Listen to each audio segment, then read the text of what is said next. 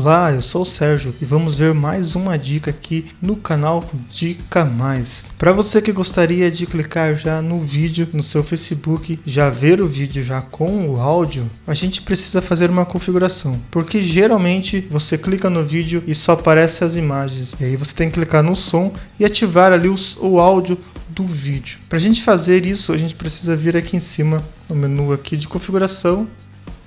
Vamos procurar lá embaixo por configurações de aplicativos. Vamos clicar aqui. Ele apareceu por esses dias esse menu em cima, onde você pode marcar agora. Os vídeos no feed de notícias começam com som. Por padrão, ele vem sem som. Se você quiser ver o vídeo já com o som, basta você marcar. E agora sim, ao clicar no vídeo, você já vai ver o vídeo com o som já automático. E também aqui embaixo você pode tirar o som do aplicativo por inteiro. Você pode clicar aqui. Se ele estiver desmarcado e você quer escutar o som, todos os sons do aplicativo, você marca. A dica de hoje seria sobre os vídeos que iniciam com som. Valeu e até mais!